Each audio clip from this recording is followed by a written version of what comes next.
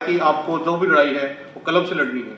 इसीलिए बाबा साहब ने क्या किया कि हमको एजुकेशन के ऊपर जोर दिया कि आप एजुकेशन पे जो है फोकस कीजिए और जितना हो तो लोगों को शिक्षित कीजिए। तो इसी के लिए जो बाबा साहब का नारा था वो था एजुकेट एजुकेट एंड यूनाइट, जो है स्लोगन, उसको हम लोग अपनाते हैं और उसी के तहत हम लोग काम करते रहते हैं। हमारी जो all India SC/ST welfare ONGC है, तो बाबा साहब का पे बैक टू सोसाइटी है मिशन, उसी के तहत हम लोग काम करते हैं, जिसके तहत बच्चों को एजुकेशन का है, स्किल डेवलपमेंट कोर्सेज हैं, CSR एक्टिविटीज़ हैं और डिस्ट्रीब्यूशन है, किट्स हैं, ब्लैंकेट्स हैं, अदर जो है वो चीज़ें करते रहते हैं। इसके लिए मैं ONGC मैनेजमेंट का बहुत बहुत धन्यवाद करता हूँ। आज हमारे CSO साहब आए हैं, उनको मैं यहाँ आने के लिए बहुत बहुत धन्यवाद देना चाहूँगा। तो इसी के साथ ही मैं सामने जी से रिक्वेस्ट करूँगी इस प्रोग्राम को आगे बढ़ाएं। मैं आपका ज़्यादा टाइम नहीं लूँगा क्योंकि पहले हम लोग ऑलरेडी लेट हो चुके हैं, साहब को कहीं जाना भी दूसरे प्रोग्राम में, तो मैं अपनी वाणी को विराम दूंगा और सामने जी अपना प्रोग्राम आगे बढ़ाएं।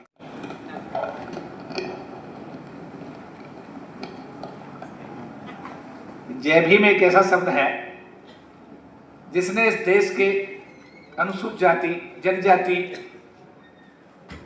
अदर बैकवर्ड क्लासेस, महिलाओं, डिप्रेस्ड क्लासेस, यानी कि जो गरीबी की रेखा के नीचे लोग जी रहे हैं, उन सबको सम्मान के साथ जीने का अवसर दिया। ये बात सही?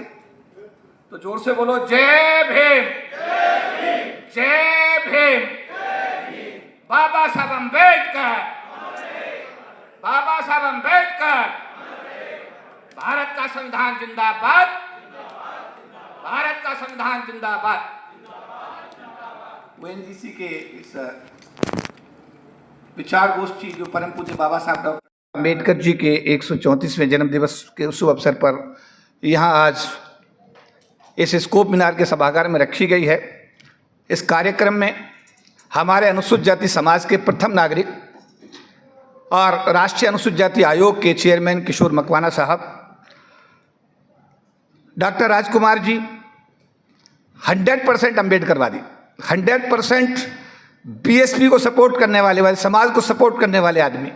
नौकरी में रहकर बहुत कम लोग हैं, बहुत लोगों को हम देखते हैं, बट डॉक्टर राजकुमार जी के लिए जोरदार तालियां। Is one of the most dedicated devoted soldier of our Baba Sahab mission. Shri Sheel Sood ji ED chief HRD ONGC और हमारे मेश्राम साहब जो सुप्रीम कोर्ट में समाज की आवाज़ उठाते हैं, उनके लिए भी जोरदार ताली हो जाए एक बार। और दयानंद जी जिन्होंने इस कार्यक्रम को रखा है, और उपस्थित हमारे सभी सम्मानित भाइयों बहनों बच्चों, मैं अपने आप को बड़ा सौभाग्यशाली मानता हूँ। मैं एक बहुत गरीब घर में बुलंदशहर में पैदा हुआ। पढ़ने के लिए किताब उधार की सेकेंड हैंड लेते थे, उसके पैसे भी नहीं जाते थे, डिबिया का तेल भी नहीं होता था मिट्टी का। गांव में कभी कोई जहाज ऊपर को गुजरता था तो छोटे से देखते देखते पीछे गिर जाते थे, कभी सोचते भी नहीं थे कि जहाज कैसा होगा। गांव का जब कोई आदमी दिल्ली जाता था और गांव आता था तो कहता था कि दिल्ली में एक पुल है जिसके नीचे बस चलती है, ऊपर ट्रेन चलती है, तो हम सोचते थे कभी उसको देखने का भी हमें मौका मिलेगा।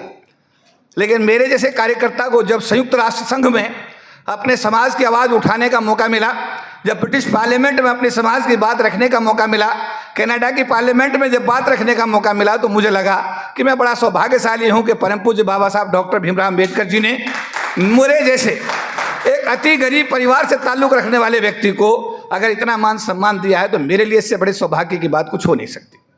हम आपको याद दिलाना चाहते हैं 1997, बहुत सारे साथी यहाँ बैठे हैं, BSNL के, LIC के, दूसरे विभागों के साथी बैठे हुए हैं। अगर आपको आंदोलन याद हो 97 का, जब सुप्रीम कोर्ट ने एक के बाद एक 5 आदेश जारी किए थे और SC/ST के रिजर्वेशन को समाप्त किया था, तत्कालीन चेयरमैन अनुसूचित जाति जनजाति आयोग के जो चेयरमैन थे हनुमंत थप्पा साहब, उनके आयोग के उनके चेयरमैन के चैम्बर में सारे विभागों के लोगों को बुलाया गया और उन्होंने कहा कि अगर आप 10,000 लोग इकट्ठा कर दो तो मैं ये सरकार ने जो आदेश सुप्रीम कोर्ट के आदेशों को आधार मानकर जो ऑर्डर इशू किए DOPT ने, इनको वापस करा दूंगा। पहली रैली 97 में हुई जिसमें 20-25 हज़ार लोग इकट्ठे हुए, ये बात सही है। दूसरी रैली 98 में हुई, उसमें संख्या बढ़कर दुगनी ढाई गुनी हो गई, और तीसरी रैली जब हुई तो संख्या लाखों में हो गई। तत्कालीन प्रधानमंत्री अटल बिहारी वाजपेयी को भारत के संविधान में 3 संशोधन करने पड़े, 81, 82 और 85, तब जा करके ये बाबा साहब अम्बेडकर के दिए आरक्षण को हम पूरे समाज के लोग इकट्ठे होकर बचाने में कामयाब रहे। कई लोग क्लेम करते हैं मैंने ये किया है। क्या अकेला आदमी को लड़ सकता है? अकेला कुछ कर सकता है? हमारे समाज की जो सामाजिक स्थिति है, पिछले दिनों वैंकूवर कनाडा में मेरा एक इंटरव्यू हो रहा था कास्ट बेस्ड एट्रोसिटी पर, और अभी 25, 26 और 27 तारीख को एक इंटरनेशनल कॉन्फ्रेंस हो रही है कास्ट बेस्ड एट्रोसिटीज पर टोरंटो इसमें कनाडा में। उसमें मुझे भी जाने का सौभाग्य मिल रहा है। तो उस समय जब लाखों लोग आए सड़कों पर, सरकार पर दबाव हुआ, सरकार बैकफुट पे आई। अटल बिहारी वाजपेयी नो डाउट मुझे कहते हुए इस बात की बड़ी खुशी है कि बहुत अच्छे दिल के इंसान थे और बहुत अच्छे प्रधानमंत्री थे, और जब हम उनसे मिलने जाते थे रामनाथ कोविंद जी के साथ में, बोलते थे अपना दबाव बढ़ाओ, मैं 18 पार्टियों की सरकार चला रहा हूं, मैं चाहता हूं कि ये ठीक करूं। और उन्होंने ठीक करके दिखाया, और संविधान में 3 संशोधन करने के साथ साथ जो जहां बाबा साहब का अंतिम सांस हुआ था 26 अलीपुर रोड, उसको भी राष्ट्रीय स्मारक उन्होंने बनाया। आज सिचुएशन ये नहीं है जी। मकवाना साहब आयोग के चेयरमैन 1.25 साल हो गया है। जिस दिन ज्वाइन किया था मैंने इनसे कहा था भाई साहब हरे पेन की इस्तेमाल करने का 3 साल का आपके पास मौका है। हरा पेन है ना, उस पर आयोग का चेयरमैन, आयोग के लोग ही उस पेन का इस्तेमाल कर सकते हैं। हरे पेन का एक अथॉरिटी है, किसी को भी बुला सकते हैं, किसी को भी समन कर सकते हैं, किसी भी एट्रोसिटी पर ऑर्डर पास कर सकते हैं, और अगर वो रिकमेंडेशन नहीं मानेगा तो उसको जवाब देना पड़ेगा कि रिकमेंडेशन क्यों नहीं मान रहा है। तो मैं कहता हूं किशोर मकवाना साहब बड़े सौभाग्यशाली हैं कि बाबा साहब अम्बेडकर के बनाए हुए संविधान में जो SC/ST आयोग की उन्होंने गठन करने का वहां पर जो उन्होंने व्यवस्था की, उस व्यवस्था में आज किशोर मकवाना साहब उस SC आयोग के चेयरमैन के रूप में हमारे अनुसूचित जाति समाज के प्रथम नागरिक के रूप में हम सबका जो है यहाँ पर मार्गदर्शन कर रहे हैं। मौका मिलता है, एक प्रधानमंत्री आई थी देश में, उसने देश का राष्ट्रीयकरण किया। ये ONGC भी उसी का हिस्सा है। HPCL, इंडियन ऑयल, ये सब प्राइवेट कंपनियां हुआ करती थी। LIC, GIC, बैंक्स, सब प्राइवेट सिस्टम था। वो आई, उसने क्या किया? देश का राष्ट्रीयकरण किया नहीं किया? रिजर्वेशन लागू हुआ, घर घर में रोशनी के रूप में नौकरी गई। 40 लोग सरकार की नौकरी में आने में 2 जुलाई 1997 को जिस दिन पोस्ट मास्टर लागू किया गया था, उस दिन 40 लाख लोग एनरोल्ड हुए भारत सरकार के रोस्टर में। आज संख्या घटकर के 4 लाख पे आ गई है। आपकी जानकारी के लिए बता दूं, 36 लाख लोग सरकार की निजीकरण की नीति से, सरकार की नौकरी से, रिटायरमेंट के कारण और निजीकरण की पॉलिसी के कारण नौकरी से बाहर हो गए।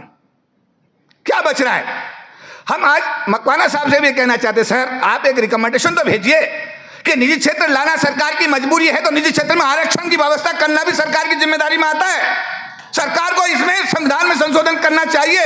इस देश के गरीबों के पास में कोई व्यापार नहीं है, कोई काम धंधा नहीं है, इनको जो भी रोजी रोटी मिली है सिर्फ सरकार की नौकरी में आने की वजह से, चाहे चपरासी बना, चाहे IAS बना, इसका जो भी डेवलपमेंट हुआ है वो सिर्फ सरकार की नौकरी में आने से हुआ है।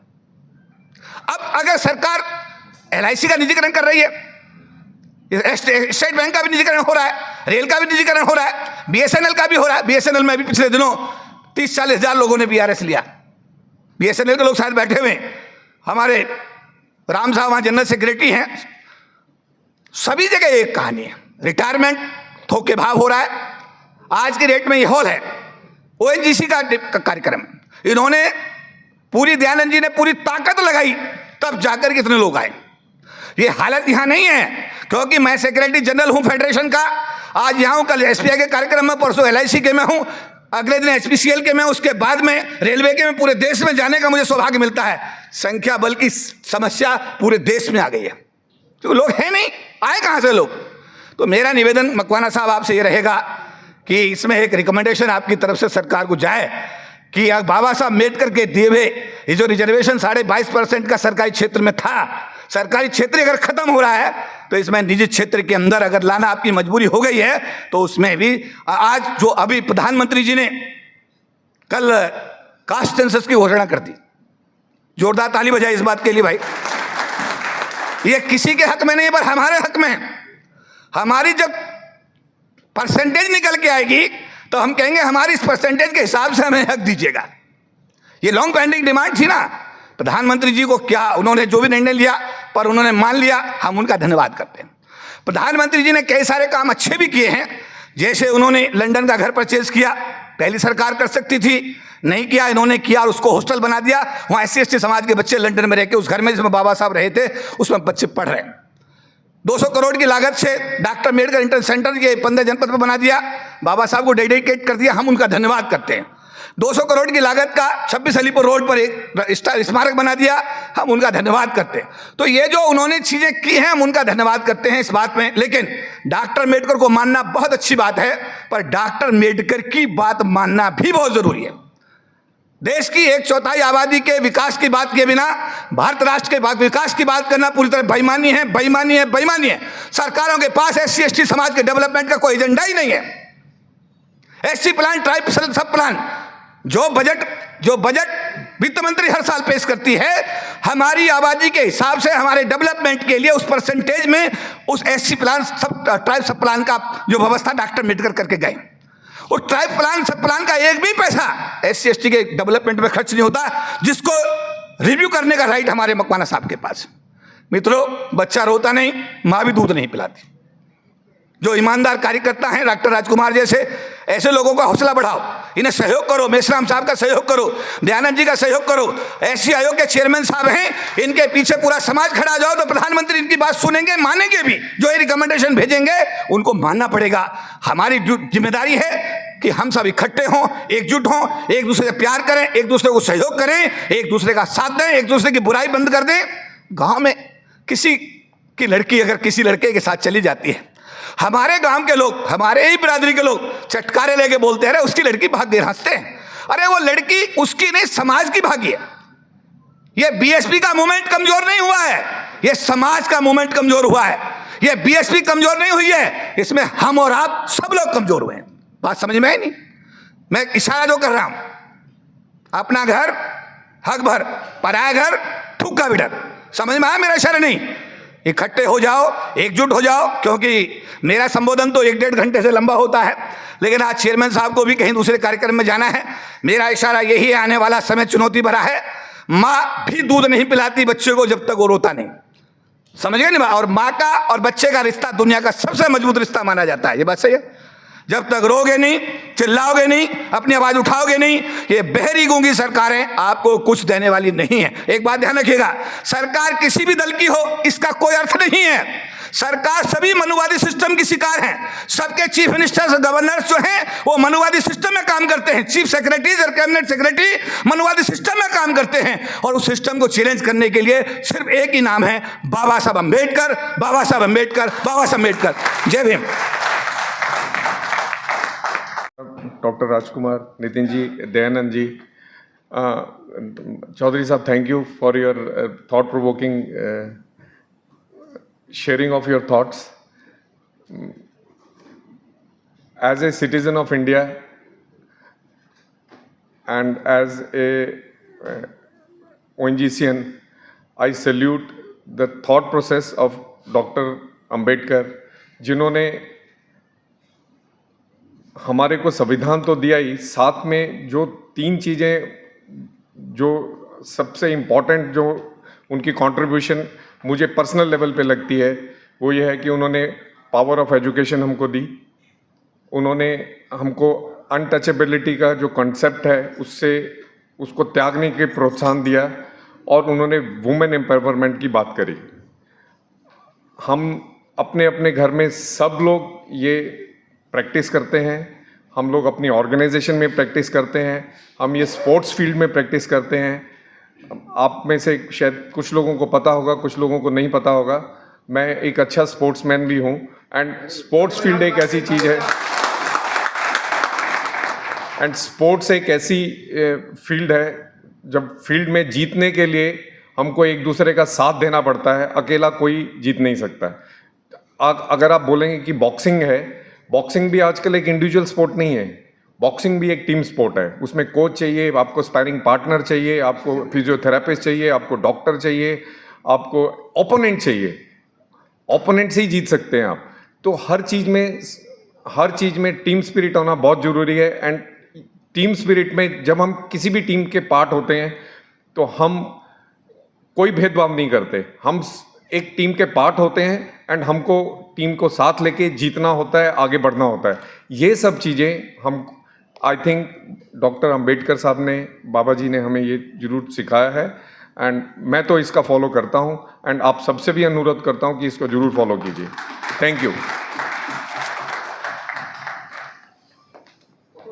मंच पर आसीन माननीय मकवाना साहब, चौधरी साहब, एनर्जेटिक नितिन मेश्राम साहब, दयानंद जी, सीलबो साहब, सीलसू साहब,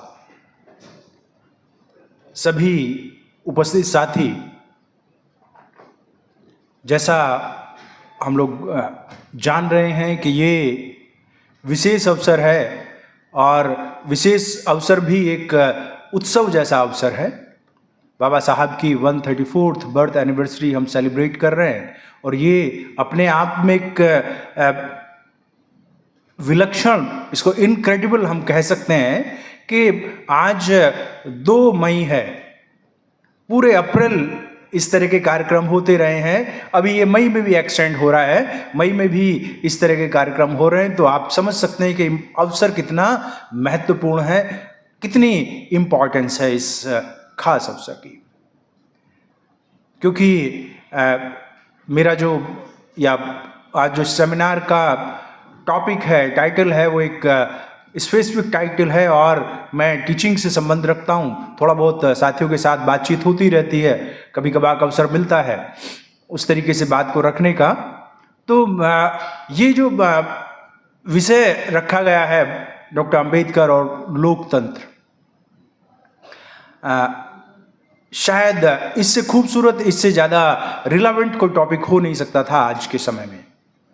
बाबा साहब जब अपनी लड़ाई लड़ रहे थे, बाबा साहब जब इस व्यवस्था के खिलाफ, जो गैर बराबरी की व्यवस्था है, जो अन्याय, अत्याचार, अपमान की व्यवस्था है, जिसको एक शब्द में हम मनुवाद की व्यवस्था बोलते हैं, उस व्यवस्था के खिलाफ जो संघर्ष कर रहे थे, उसमें उन्होंने बहुत सारी चीज़ों को जाना, समझा और जो हमारा पिछले 200-250 साल का जो संघर्ष था, उन 200-250 साल के संघर्ष को एक मुकम्मल मुकाम पर पहुंचाकर, चाहे वो संघर्ष के रूप में हो, चाहे वो सिद्धांतों के रूप में हो और चाहे संविधान की रचना करके एक आने वाले भारत के, एक आने वाले महान भारत के भविष्य की संरचना या उसका ब्लूप्रिंट बना देने वाली बात हो, तो बाबा साहब ने हमको एक जिसको कहना चाहिए कि निर्णायक मोड़ पे हमें वो ले आए। जो हमारा अभी तक का संघर्ष था, बाबा साहब से पहले का जो संघर्ष था, उसमें आप जानते हैं कि बहुत सारे साथियों ने, बहुत सारे ऐसे known and unknown social revolutionaries who sacrifice all their life, but they were in different parts of the country and really were not centralized, were not known to most of us. But बाबा साहब ने अपने उस तीक्ष्ण ज्ञान के सहारे, बाबा साहब का जो एक कह सकते हैं कि जो सम्यक दृष्टि थी, उसके सहारे इस आंदोलन को सेंट्रलाइज कर दिया और अपनी पूरी की पूरी फिलॉसफी, जिसको हम आज अंबेडकरवाद के रूप में जानते हैं, उस अंबेडकरवाद के द्वारा इस पूरी की पूरी फिलॉसफी को बहुत ही संक्षेप में, बहुत ही क्लियर टर्म्स में, जैसे कि हम तथागत की बात करते हैं, तथागत बुद्ध की बात करते हैं, ऐसे और बहुत सारे बाद में हमारे क्रांतिकारी लोग हुए हैं, लेकिन उन सारी चीजों को समझना, उन सारी चीजों के बारे में जानकारी करना और फिर उसके द्वारा आगे बढ़ना थोड़ा सा मुश्किल काम था, क्योंकि बाबा साहब उच्च कोटि के विद्वान थे, हर चीज को अच्छे से पढ़ा, हर चीज को अच्छे से समझा संघर्ष के द्वारा। इसलिए जब उन्होंने अपना लिटरेचर तैयार किया, तो वो लिटरेचर उसमें ना सिर्फ ऐतिहासिकता है, बल्कि उस ऐतिहासिकता से सबक भी सीखा गया है, क्या आगे हो सकता है। सो वो इतिहास को समझ के इतिहास को बनाने का एक बहुत ही मुकम्मल विचार बन जाता है अंबेडकरवाद के रूप में। और उन्हीं में एक बहुत खूबसूरत कंसेप्ट है, वो है डेमोक्रेसी का। डेमोक्रेसी सीधी सी बात है कि अगर आप किसी देश पे आक्रमण भी करने जा रहे हैं, मुझे याद है 90s में इराक पे आक्रमण हुआ था बुश एंड others के द्वारा। So when they were attacking Iraq, they were saying we are going to democratize them. हम वहां पे लोकतांत्रिकरण के लिए जा रहे हैं। मतलब कोई अगर तानाशाह भी है, कोई अगर ऑटोक्रेट भी है, वो भी अपने आप को लोकतांत्रिक बताता है। वो भी अपने आप को कहता है कि भाई मैं डेमोक्रेसी का सम्मान करता हूं। ये कभी 2-2.5 हजार साल पहले या कुछ लोग बीच में भी इस तरीके से बोल रहे होंगे कि लोकतंत्र स्वीकार्य नहीं है। जैसे पॉलिटिकल साइंस के जो हैं वो जानते होंगे, प्लेटो या अरिस्टोटल जैसे लोग डेमोक्रेसी को पसंद नहीं करते थे। अभी भी बहुत सारे लोग डेमोक्रेसी को पसंद नहीं करते, लेकिन बहुत कम संख्या उनकी है जो पसंद नहीं करते। लेकिन अमूमन अब कोई व्यक्ति अपने आप को अनडेमोक्रेटिक कहलाना पसंद नहीं करता। अगर वो अपने आप को अनडेमोक्रेटिक कहलाना पसंद कर रहा है तो सीधी सी बात है कि वो जो समय की धारा है उसके साथ नहीं बह रहा है, समय की धारा के विपरीत बहने का प्रयास कर रहा है, और यकीन मानिए खत्म हो जाएगा, ध्वस्त हो जाएगा। क्योंकि डेमोक्रेसी का मतलब है लोकतंत्र। लोकतंत्र जनतंत्र है जहां आम व्यक्ति का शासन है, और अगर हम इसको बुद्धिस्ट फिलॉसफी के साथ जोड़ें तो यह गणतंत्र है, जो गण व्यवस्था यहाँ पे पुरानी रही है। बुद्धिस्ट बाबा साहब ने खुद संविधान सभा में इस बात को कहा था कि लोकतंत्र कोई ऐसी चीज नहीं है कि हमारे लिए अनजान हो या हमारे लिए कोई नई चीज हो। हमारा एक लोकतांत्रिक इतिहास रहा है, और बुद्धिस्ट जो पीरियड था उस समय पे बहुत सारे गणराज्य थे। उस समय पे जो संघ की व्यवस्था थी वो भी गणतंत्रात्मक थी, लोकतंत्रात्मक व्यवस्था थी। तो वो कहते हैं कि मैं वहां से इस लोकतंत्र को ले रहा हूं। इसीलिए बाबा साहब जब लोकतंत्र की बात करते हैं तो हमें इसको थोड़ा सा इस रूप में समझना पड़ेगा कि ये लोकतंत्र कोई सरकार बनाने का यंत्र नहीं है मात्र, सिर्फ सरकार बनाने का यंत्र मात्र नहीं है, बल्कि उससे भी कहीं आगे की चीज है। That is why doctor Ambedkar says democracy is not just political but more than that it is social. And when he says it is social, that means आप को हर, चाहे किसी भी उम्र, 18 साल से ऊपर के हैं आप, किसी भी जाति धर्म भाषा क्षेत्र के व्यक्ति हैं, अमीर हैं गरीब हैं, आपके पास शिक्षा है या नहीं है, हर व्यक्ति को एक वोट का अधिकार मिल गया है। हर व्यक्ति को अपने उस अधिकार को एक्सरसाइज करके अपनी पसंद की सरकार बनाने का अधिकार मिला हुआ है। लेकिन बाबा साहब के लिए लोकतंत्र यहां सिर्फ शुरू होता है। असली लोकतंत्र का मतलब बाबा साहब कहते हैं कि ये, जैसे कि उनका एक बहुत फेमस स्टेटमेंट है कि democracy in India is top dressing. मतलब ये बहुत सतही है। Democracy in India is top dressing in an essentially undemocratic society. एक गैर लोकतांत्रिक समाज में लोकतंत्र, राजनीतिक लोकतंत्र सिर्फ ऊपर की सतह पे है। जैसे कि हमारे जूते पे पड़ी हुई धूल होती है, बिल्कुल उसी तरीके से बाबा साहब ने किसी और संदर्भ में ये उपमा दी है जूते पे पड़ी हुई धूल की, कि बिल्कुल उसी तरीके से, क्योंकि जैसे ही हम अपने जूते को साफ करते हैं तो उसके नीचे चमक आती है गैर लोकतंत्र की, सामाजिक गैर लोकतंत्र की। यहाँ पे समाज में इतनी ज्यादा गैर बराबरी है, इतनी ज्यादा अव्यवस्था है, इतना ज्यादा अन्याय, अपमान और अत्याचार की व्यवस्था है कि राजनीतिक लोकतंत्र बहुत ज्यादा उस तरीके से हिम्मत नहीं दिखा पा रहा है, उस तरीके से कार्य को नहीं कर पा रहा जिस तरह की उम्मीद इवन बाबा साहब को थी। उनको भी लगता था कि बहुत जल्दी चीजें शायद सुधरेंगी, लेकिन उतना अच्छा नहीं हो पा रहा है। तो 2-3 बातें बाबा साहब लोकतंत्र को लेकर किस तरह से कहना चाह रहे हैं कि भाई it must not just be a political but it has to be social, and when it has to be social it means कि हमें सिर्फ एक वोट ही नहीं चाहिए बराबरी की, बल्कि हमें एक व्यक्ति भी चाहिए बराबर का। हम जब तक सामने वाले व्यक्ति को अपने बराबर का इंसान नहीं मानेंगे, जब तक हम सामने वाले व्यक्ति के व्यक्तित्व को बराबर नहीं मानेंगे, उसकी मानवीय गरिमा को स्वीकार नहीं करेंगे, तब तक लोकतंत्र काम नहीं कर सकता है, तब तक लोकतंत्र का कोई खास महत्व नहीं हो सकता। और इसको वो दूसरे तरीके से भी कहते हैं कि हमें ये समझना चाहिए कि हमें ना किसी व्यक्ति से अपना अपमान करने देना है अपनी मानवीय गरिमा के विरुद्ध, और ना ही किसी का अपमान करना है। यह व्यवस्था उन्होंने भारतीय संविधान के द्वारा, खास तौर पे जो हमारे फंडामेंटल राइट्स हैं, right to equality and right to freedom, इसके द्वारा या सारे फंडामेंटल राइट्स के द्वारा इसको एंश्योर किया गया। लेकिन वो कहते हैं कि भाई ये तो हो जाएगा कि चलिए किसी के साथ भेदभाव ना हो, आप किसी के साथ भेदभाव नहीं करेंगे, कोई दूसरा व्यक्ति आपके साथ भेदभाव नहीं करेगा, अगर हमारी कानून की व्यवस्था बहुत अच्छी चल रही है, अगर कानून अपना काम कर रहा है, जो कि रूल ऑफ लॉ आपके यहां पे है भी, ऐसी कोई बात नहीं है, लेकिन आप जानते हैं कि कितनी प्रॉब्लम उसके अंदर आती है ये। लेकिन अगर हम मान लें कि ये आइडियल भी हो गया, ये रियली इंप्लीमेंट भी हो गया है, तो सब व्यक्तियों को अगर बराबर का अधिकार मिल भी गया है, तो बाबा साहब कहते हैं कि इससे काम चलता नहीं है हर व्यक्ति के बराबर होने से। कानून का डंडा कब तक चलेगा? ये तो जब आप अदालत में होंगे, जब आप पुलिस में होंगे या जब आप ऑफिस में होंगे तब तक चलता जाएगा। लेकिन आप किसी व्यक्ति को अपने बराबर माने, इसके लिए तो स्वयं आपके अंदर एक मानवीय बोध पैदा होना चाहिए। इसके लिए आपको स्वयं दूसरे व्यक्ति की मानवीय गरिमा को स्वीकार करना पड़ेगा। और इसीलिए वो कहते हैं कि इक्वलिटी एंड लिबर्टी से काम चलेगा नहीं, बल्कि इक्वलिटी एंड लिबर्टी के साथ साथ हमें फ्रेटर्निटी भी चाहिए, हमें भ्रातृत्व भी चाहिए। और भ्रातृत्व को लागू करने के लिए कानून का डंडा काम नहीं करेगा।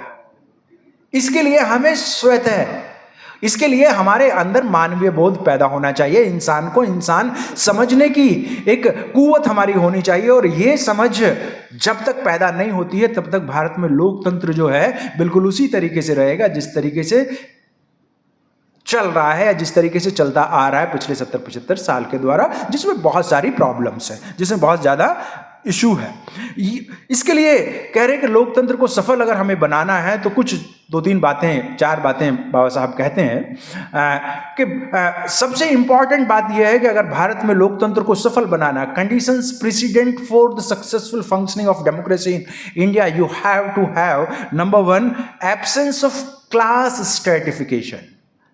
And when we say class stratification, ये जो वर्गों वाला मामला है ये भारत में वर्गों वाला नहीं है, वास्तव में भारत में वास्तव में ये जातियों वाला मामला, जिसको कि वो एनिहिलेशन ऑफ कास्ट में कहते हैं कि यहाँ पे सिर्फ लेबर का डिवीजन नहीं होता बल्कि लेबरर का भी डिवीजन है। That has to go until unless we destroy the caste. And he uses a very fantastic term annihilation of caste. आपको साथी जानते होंगे इस बात को कि शायद ही किसी दूसरे व्यक्ति ने भारत में एनिहिलेशन या हिंदी में उसको अगर मैं कहूं विध्वंस शब्द का इस्तेमाल किया है। ज्यादातर लोग इस्तेमाल करेंगे कि भाई जाति में सुधार, जाति में ये, जाति में वो, जाति में बदलाव, लेकिन बाबा साहब कहते हैं जाति का विध्वंस।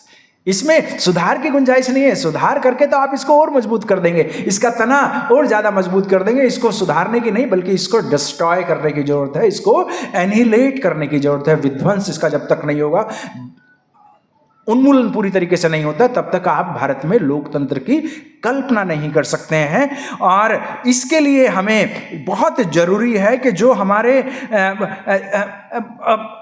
भारत में एक ये बड़ी प्रॉब्लम है, खासतौर पे भारत का जो समाज है ये जड़ समाज है। खासतौर पे भारत के जो रूलिंग क्लास है या रूलिंग कास्ट है वो पूरी तरह जड़ है। जड़ का मतलब ये है कि वो बदलाव नहीं चाहते। उसके अंदर जो है व्यवस्था को बदलने की, जैसे एक पॉलिटिकल साइंस में एक कंसेप्ट है, बाबा साहब ने भी इस बात का इस्तेमाल किया है अपने 25 नवंबर वाले उसमें, कि सर्कुलेशन ऑफ एलीट होना चाहिए। सर्कुलेशन ऑफ, अभी जो व्यवस्था को नियंत्रित कर रहे हैं, जो रूलिंग कास्ट एंड क्लास हैं, उनमें परिवर्तन होता रहना चाहिए, जिसको हम कह सकते हैं कि एक चक्र चलता रहना चाहिए। आज आप हैं, कल दूसरा हो जाए, परसों तीसरा हो जाए। तो इससे क्या है, जैसे कि बिल्कुल सामान्य तरीके से सीखें कि अगर एक पार्टी आज सत्ता में है तो वो उसको इस बात से डर लगना चाहिए कि कल को विपक्षी पार्टी सत्ता में आ जाएगी तो मेरे 5 साल के अकाउंट्स चेक कर लेगी, सोशल ऑडिटिंग हो जाएगी। लेकिन अगर उस पार्टी को यह लग जाए कि अगले 25 साल तक कोई पार्टी सरकार में आने वाली नहीं है, तो फिर वो अपने आप को पूरी तरीके से निरंकुश बना देगी, अपने आप को पूरी तरीके से अहंकारी बना देगी। व्यवस्था में किसी तरह की अकाउंटेबिलिटी एंड रेस्पॉन्सिबिलिटी नहीं रहेगी। इसीलिए बाबा साहब कहते हैं कि there has to be a circulation of elite and especially circulation of elite classes, and it is here Baba Sahab says that you have to be the ruling community of this country. व्यवस्था जो है उस तरीके से बदलती रहनी चाहिए, व्यवस्था उस तरीके से चेंज होती रहनी चाहिए। जो ये एलीट रूलिंग कास्ट हैं भारत में, उनको परिवर्तन का समर्थन करना चाहिए, उन्हें रेसिप्रोकल होना चाहिए, बदलते समय के साथ अपने आप को बदलना चाहिए। अगर नहीं बदलेंगे तो जो वो एक चैलेंज नहीं करते, जो एक वार्निंग देते हैं कि अगर हमने सामाजिक और आर्थिक गैर बराबरी को ध्वस्त नहीं किया, इसको खत्म नहीं किया, तो हमने जो राजनीतिक लोकतंत्र बनाया है, इस राजनीतिक लोकतंत्र को बहुत जल्दी भारत में खत्म हो सकता है, इसमें समस्या हो सकती है, unless we have economic and social democracy in India, जिसका अभी भी बहुत ज़्यादा इशू सामने है हमारे। लेकिन ये तभी संभव है जब हम सर्कुलेशन ऑफ एलीट यहाँ पे होती रहे। और एक और चीज उसमें वो कहते हैं कि we must develop a public conscience. Public conscience का मतलब ही ये है कि जैसे एनिहिलेशन ऑफ कास्ट में ही वो कह रहे हैं कि हमारी जो नैतिकता है, हमारा जो लगाव है, इवन वो इसके ये तक कहते हैं कि हमारा जो राष्ट्र है वो हमारी जाति तक सीमित है। हमारी जाति का व्यक्ति है तो हम, वो कितना भी बड़ा अपराधी हो, कितना भी बड़ा, even you will see many people who have committed heinous caste crimes, they are being felicitated by their caste ब्रदरन्स।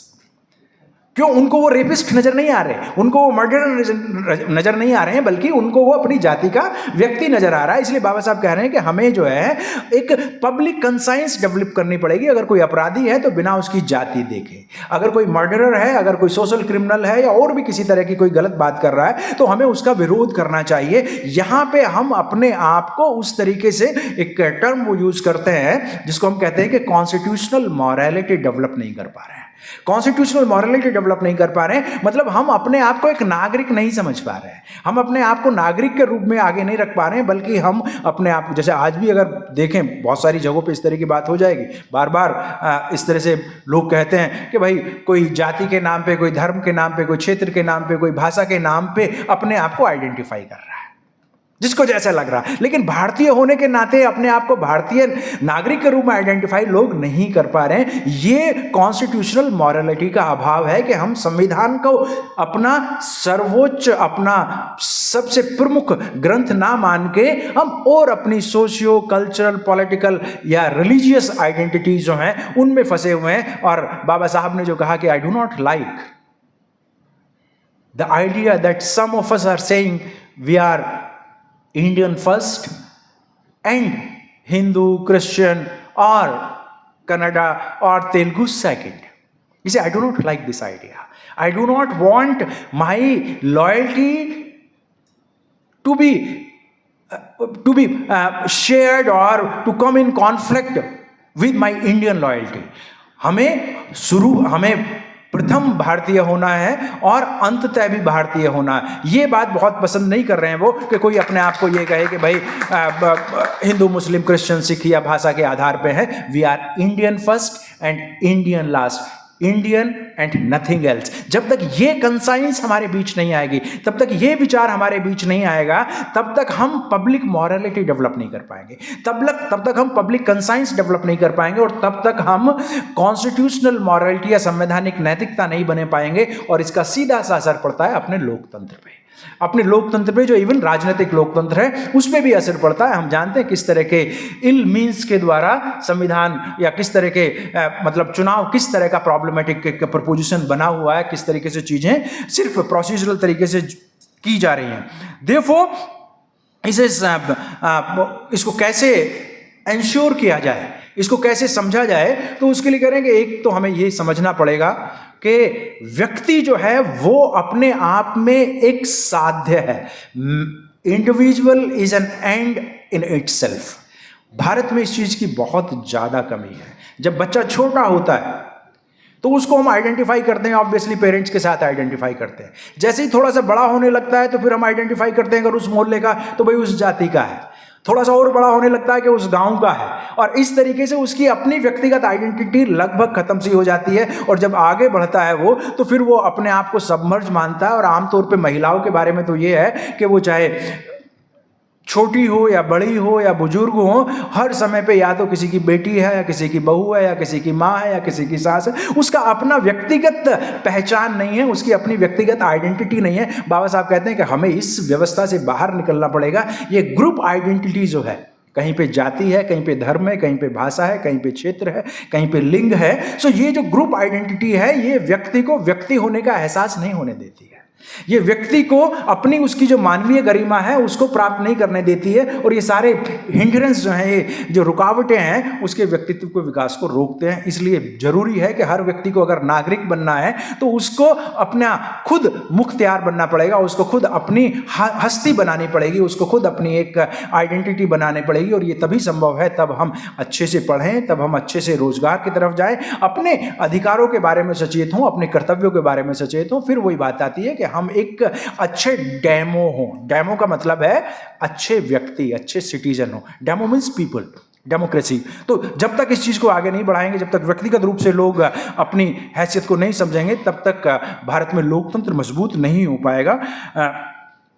कोई भी व्यवस्था हो, इस बात को बहुत सारे लोग, हम भी कहते हैं, बाबा साहब ने भी खुद इस बात को कहा कि हाँ, कॉन्स्टिट्यूशन का अपने आप में कोई खास महत्व नहीं है जब तक कि उसको लागू करने वाले ठीक ठाक लोग ना हो, नैतिक लोग ना हो, ईमानदार लोग ना हो, व्यवस्था में अच्छा काम करने वाले ना हो। लेकिन उसके बावजूद बाबा साहब इस बात को मानते हैं कि लोकतंत्र के सफल क्रियान्वयन के लिए बहुत जरूरी है कि एक ऐसा संविधान होना चाहिए जिसमें आपके राइट्स एंश्योर किए गए।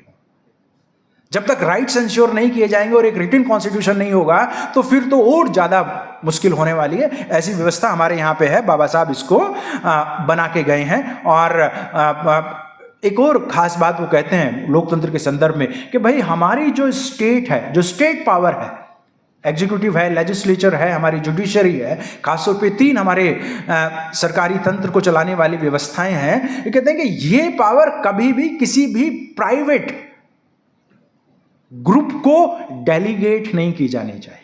कोई एक्स्ट्रा कॉन्स्टिट्यूशनल पावर एंजॉय करने वाला व्यक्ति, संस्था या संगठन नहीं होनी चाहिए। अगर इस तरह की व्यवस्था कर दी गई है, अगर इस तरह का काम कर दिया गया है, तो वहां पे अनार्की लाजमी है, वहां पे एक भीड़ तंत्र बन जाएगा। और भीड़ तंत्र को आप जानते हैं किस तरीके से, अगर वो थानों में जाके बैठने लगे, वो न्यायालयों में जाके जजों को धमकाने लगे, ऑफिस में जाके ठेके दिलवाने लगे, तो फिर किस तरह की व्यवस्था बनती है, उसका कुछ मुजाहरा हम लोग देख लेते हैं समय समय पे अलग अलग जगहों पे। तो कहते हैं कि किसी भी व्यक्ति को या किसी भी समूह को स्टेट पावर डेलीगेट नहीं की जानी चाहिए, क्योंकि स्टेट ही सॉवरन है।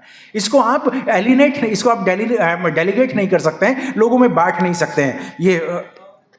और एक जो बहुत महत्वपूर्ण बात वो कहते हैं, और जिसका मैं जिक्र भी कर रहा था, कि बिना जाति को ध्वस्त किए यहाँ पे लोकतंत्र की स्थापना असंभव है। और क्योंकि लोकतंत्र, जाति जो है हमें समूह में बांटती है, सेपरेट करती है, जोड़ती नहीं है। और वो कहते हैं कि ये एंटी नेशनल है। जाति एंटी नेशनल क्यों है? क्योंकि हम में ये consciousness of a kind develop नहीं होने देती है, हमारे अंदर उस तरह की फीलिंग डेवलप नहीं होने देती है जहां पे हम अपने दुख और सुख शेयर कर सकें एक दूसरे के साथ। एक दूसरे पे अगर किसी पर अत्याचार हो रहा है और वो दूसरी जाति का है, तो हमें वो अत्याचार नजर नहीं आ रहा है। अगर उसकी कोई वहां पे किसी तरह की समस्या है, तो हम उसको शेयर नहीं कर रहे हैं, और ना ही सुख में शेयर कर रहे हैं। देयरफॉर इसे कि जब तक हम दुख सुख शेयर नहीं करेंगे, तब तक हमारे अंदर उस तरह की बात नहीं आएगी। इसलिए ये एंटी नेशनल है। इसको it denies mobility, it stunts and it denies individual growth. Therefore for all kind of development, especially democratic development, democracy must flourish and caste must go. इसके बाद 2-3 बातें वो कह रहे हैं कि भाई लोकतंत्र को एंश्योर अगर हम करें, तो उसके लिए नंबर 1, किसी भी प्रकार, मतलब ऐसा तो नहीं हो सकता है कि इनइक्वालिटी ना हो, but he uses the term glaring inequality नहीं होनी चाहिए। मतलब ऐसा नहीं चाहिए, होना चाहिए कि भाई एक भारत है और एक इंडिया है, एक ऐसा वर्ग है जिनके, और चेयरमैन साहब आपकी तवज्जो चाहूंगा मैं इस बात पे कि भाई भारत में एक ऐसा भी वर्ग है जिनके यहाँ पे जो उनके घर में रहने वाले कुत्ते हैं वो फ्रांस का केक खाते हैं, फ्रेंच केक खाते हैं। ऐसा नहीं यहाँ पे बना हुआ, वहीं से आता है। और कुछ ऐसे भी हमारे बच्चे हैं जो कूड़े में, वहां से जो कूड़ा है वहां से कूड़े में से उस केक को बिन के खाते हैं। और मजे की, मतलब दुख की बात यह है कि उस बच्चे के साथ साथ वहां पे कुत्ता भी है, वहां पे सूअर भी है उस कूड़े पे। और ये जो है, कोई मैं वहां की बात नहीं बता रहा आपको, पलामू की, आप जो है चाणक्यपुरी में जाके देख सकते हैं इस बात को। जो बड़े बड़े हमारे अधिकारी हैं, उनके घर से जो कूड़ा निकलता है, वहां पे एकदम समाजवाद है उस कूड़े को बीनने में सर। वहां पे जानवर भी और इंसान भी साथ साथ ही उसको बीन रहे। तो बाबा साहब कहते हैं कि ग्लेरिंग इनइक्वालिटी नहीं होनी चाहिए। ऐसा नहीं होना चाहिए कि एक वहां बैठा और एक यहां पे रेंग रहा है, थोड़ी बहुत हो सकता है उस तरह का। So it has to be. और दूसरी बात कहते हैं कि लोकतंत्र को अगर सफल होना है, और ये पूरी दुनिया में हर व्यक्ति मानता है, जो भी थोड़ा सा भी समझदार व्यक्ति है, कि जब तक एक्टिव स्ट्रांग अपोजिशन नहीं होगा, तब तक लोकतंत्र काम नहीं कर सकता है। अगर नवीन पटनायक साहब को यह मालूम हो कि भाई 30 साल तक वही चीफ मिनिस्टर बने रहने वाले हैं, फिर काहे की अकाउंटेबिलिटी, फिर काहे की रेस्पॉन्सिबिलिटी? जो चाहें वो करें, जो चाहें ना करें। वो किस तरह का लोकतंत्र है? वो तभी संभव है चाहे बुद्धदेव भट्टाचार्य साहब रहे हों या और ऐसे बहुत सारे उदाहरण हैं। केंद्र में भी अब हमारे तीसरी बार प्रधानमंत्री बने हुए हैं। तो ये जो व्यवस्था है, इसको जरूरी है कि स्ट्रांग अपोजिशन होना चाहिए और लोगों में ये रहना चाहिए कि भाई पता नहीं कब हमारी राजनीतिक सत्ता बदल सकती है, तब जाके बात आगे बनेगी। और एक और बहुत इंपॉर्टेंट बात कहते हैं लोकतंत्र के लिए कि जो कॉम्युनल मेजॉरिटी है, सांप्रदायिक बहुमत है, वो कभी भी राजनीतिक बहुमत नहीं बनना चाहिए।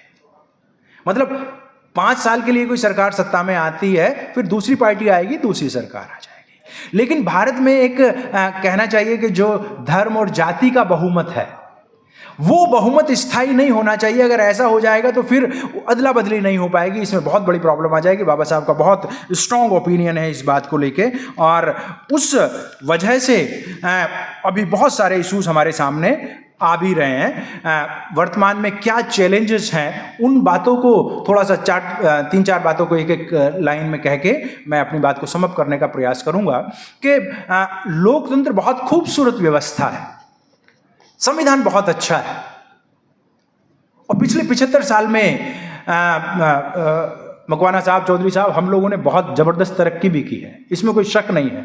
खासतौर पे शेड्यूल कास्ट, शेड्यूल टाइप्स जो हैं, उनके बहुत सारे साथियों ने बहुत जबरदस्त तरक्की की है, लाखों की संख्या में। चौधरी साहब शायद इस बात को ठीक से बता पाएंगे, लाखों की संख्या में क्लास 1 ऑफिसर आपके काम कर रहे हैं, करोड़ों लोग रिटायर हो चुके हैं, और बहुत कुछ हम लोगों ने लिया है। इस समय पे कोई भारत का ऐसा पद नहीं है जहां पे आप नहीं पहुंच पा रहे हैं, सिवाय एक पद को छोड़ के। मैं specially schedule caste, schedule types की बात कर रहा हूं, सिवाय एक पद को छोड़ के, वो भी इंशाअल्लाह बहुत दूर नहीं है। कभी ना कभी आपकी नजरें अगर उधर पड़ गई हैं तो आपके कदम भी उधर पड़ जाएंगे, ऐसी कोई बात नहीं है। शायद भारतीय लोकतंत्र के लिए वो सबसे खूबसूरत दिन होगा जब भारत का कोई अछूत या आदिवासी समाज का बच्चा या बच्ची भारत का प्रधानमंत्री बनेगा। ये बाबा साहब का उस समय पे चाहते थे।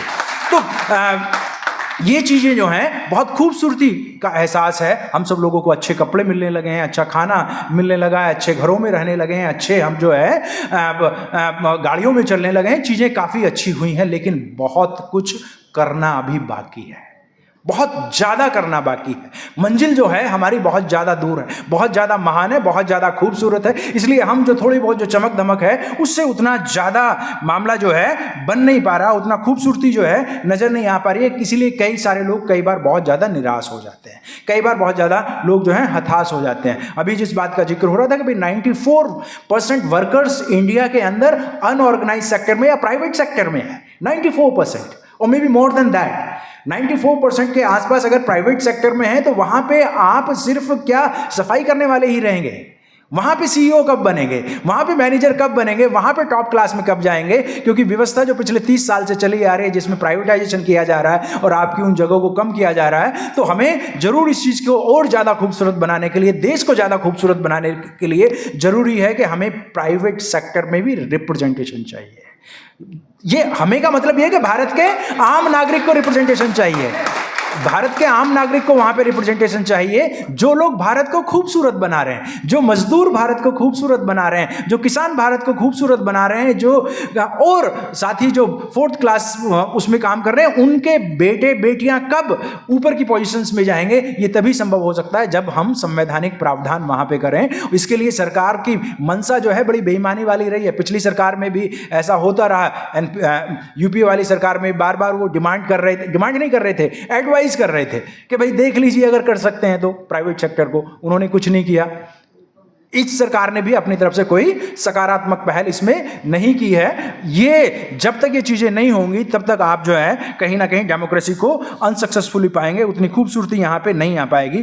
तो हमें अगर लोकतंत्र को सफल बनाना है कंटेम्प्रेरी टाइम्स में, तो चीजों को समझना होगा कि भाई यहां पे ज्यादातर या सभी कम्युनिटीज जो हैं उनका रिप्रेजेंटेशन होना चाहिए। और रिप्रेजेंटेशन का मतलब ये नहीं है कि कोई सेरेमोनिक एक किसी व्यक्ति को आप किसी खास जगह पे बैठा देंगे, ठीक है, एक जगह भी होना चाहिए, टॉप पोजीशंस पे भी होना चाहिए, but actual decision making bodies जहां पे भारत के वास्तविक निर्णय लिए जा रहे हैं, वहां पे आपका प्रतिनिधित्व चाहिए।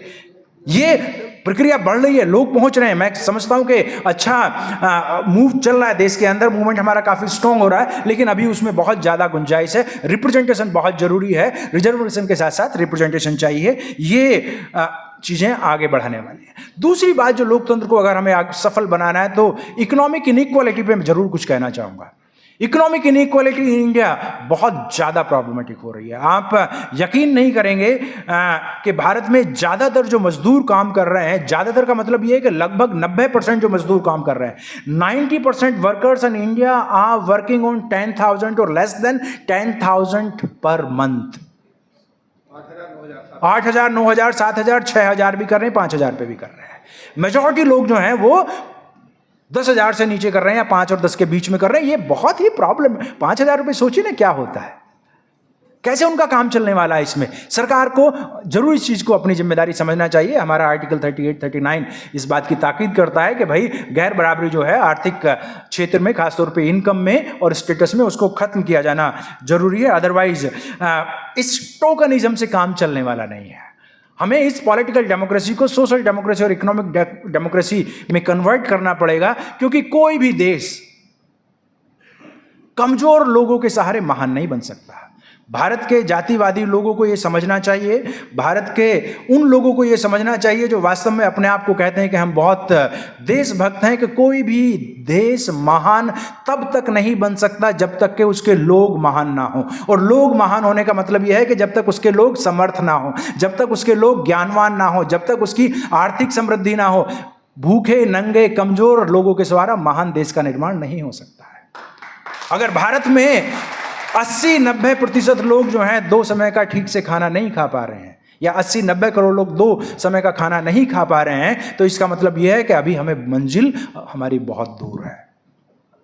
कैसे हम अपना वो कर सकते हैं? हमें इस बात की ताकीद करनी पड़ेगी कि हर व्यक्ति जो तथागत बुद्ध का और हमारे सारे नायक नायिकाओं के संघर्ष का सामुच्य है, अपोदीप भव, कोई व्यक्ति किसी का गुलाम ना हो, कोई व्यक्ति किसी के पीछे ना चले, हर व्यक्ति सेल्फ रिलायंट, सेल्फ डिपेंडेंट होना चाहिए। और ये सेल्फ डिपेंडेंट, सेल्फ रिलायंट तभी हो पाएगा जब जो मतलब सरकार का मतलब क्या है?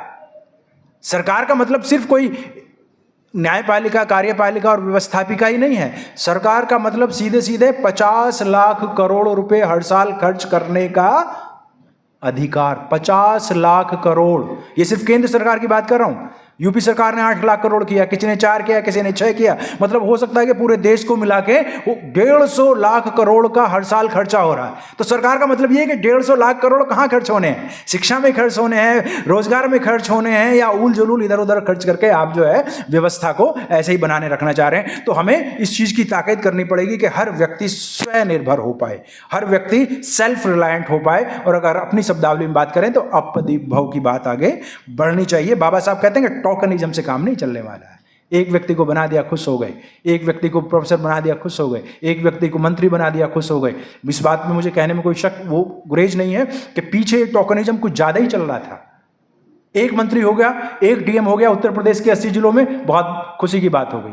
ऐसे नहीं होना है, ये आपको प्रोपोर्शनेट चाहिए, ये आपको अनुपातिक चाहिए, तब जाके बात बनेगी। और जब अनुपातिक होगा तो जो व्यक्ति हैं उनको भी अपने आप को असर्ट करने में थोड़ी सुविधा हो जाएगी कि भाई हमारे भी आसपास 2, 4, 5 लोग हैं, ऐसी बात नहीं है। अकेला तो बेचारा अपनी कुर्सी को ही संभालता रह जाएगा। उसको तो और किसी छोटे मोटे काम में 100, 200, 500 रुपए के उसमें इंक्वायरी कर देते हैं और फिर देखिए क्या उसका हवाई जहाज बनाते हैं। हर जगह इस तरह का काम चलता है।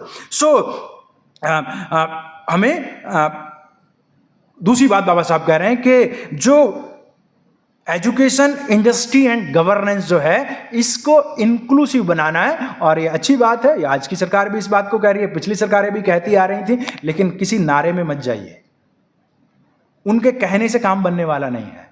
हमें खुद इसके लिए तैयार होना पड़ेगा। जो बाबा साहब ने जिस बात को कहा कि भाई ठीक है, गांधी की भावना बहुत अच्छी है कि लोगों का हृदय परिवर्तन होना चाहिए, हमें उससे कोई प्रॉब्लम नहीं है कि लोगों का हृदय परिवर्तन हो, वो भी अपने आप को इंसानियत की लड़ाई का हिस्सा बनाए, कोई प्रॉब्लम नहीं है। लेकिन भाई अगर उसको होना होता तो कभी का कर देता, बदल जाता। अगर उसको बदलना है तो ये बदलाव आएगा आपकी अपनी ताकत से, ये बदलाव आएगा आपकी अपनी क्षमता से। अगर आप योग्य हैं, सक्षम हैं, ताकतवर हैं तो सामने वाला बदलेगा। और मुझे इस बात को कहते हुए खुशी हो रही है कि आप अपनी ताकत को समझ रहे हैं। सामने वाला जो है वो आपके बदलाव को, आपके जो ताकत है उसका धीरे धीरे नोटिस ले रहा है, और व्यवस्था जो है वो कहीं कहीं लोकतांत्रिक हो रही है। जैसे कि दिल्ली यूनिवर्सिटी में अगर 20 साल पहले की बात करें तो एक भी प्रोफेसर नहीं था दिल्ली यूनिवर्सिटी में। 1997 में रिजर्वेशन लागू हुआ, थोड़ा सा ज़्यादा हो गया, मतलब 30 साल पहले। लेकिन आज सिर्फ शेड्यूल कास्ट, शेड्यूल ट्राइब्स के ही दिल्ली यूनिवर्सिटी के अंदर 2500 प्रोफेसर्स हैं, 2500। SC ST OBC को मिला के 5000 के आसपास हैं। तो ये संख्या बढ़ रही है, काफ़ी उस तरीके से बढ़ रही है, लेकिन ये आपको अपनी ताकत से इसको स्वीकार करना पड़ेगा। बस लास्ट बात मैं कहूँगा कि इतने दिन से ये गैर बराबरी या लोकतंत्र मजबूत नहीं हो पा रहा। पॉलिटिकल साइंस में इसकी बहुत सारी थ्योरी हैं। एक थ्योरी है कि भाई सिर्फ 5 साल में वोट डाल के आपका कर्तव्य पूरा नहीं हो जाता है। इनफैक्ट बाबा साहब ने 1956 में BBC वाले में कहा है, जो मैं बाद में कहने वाला हूं। और ये वो कहते हैं कि भाई इससे बात नहीं बन जा रही है कि 5 साल में आपने एक बार अपना वोट डाल दिया और बात हो गई। आपको तो अब ये भी पता नहीं है, क्योंकि वोट अब ज्यादातर किस चीज को डाल रहे हैं। और ये बात बाबा साहब ने बात कही है 1956 में, 56 में या शायद 55 का है, वो BBC का एक इंटरव्यू है। कहते हैं आप तो व्यक्ति को तो वोट ही नहीं डाल रहे, आप व्यक्ति को वोट कहाँ डाल रहे हैं, आप तो सिंबल को वोट डाल रहे हैं।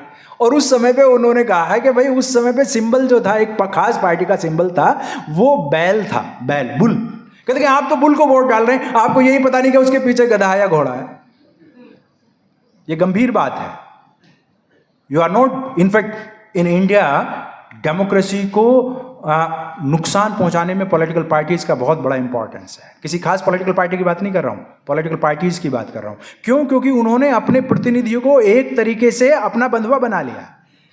विप के द्वारा, पार्टी डिसिप्लिन के द्वारा कोई भी व्यक्ति पार्टी लाइन से बाहर जा ही नहीं सकता है। उसके कॉन्स्टिट्यूंसी का इश्यू है, लेकिन वो नहीं उठा सकता क्योंकि पार्टी ने मना कर दिया है उसको। तो ये वाली जो प्रॉब्लम आ रही है कि हम अपने किसी प्रतिनिधित्व को चुनते हैं, तो वो प्रतिनिधित्व चुना तो हमारी वोट से जा रहा है, लेकिन वो किसी पार्टी का चुना जा रहा है। और जब ये प्रतिनिधित्व खासतौर पर रिजर्व कॉन्स्टिट्यूंसी का,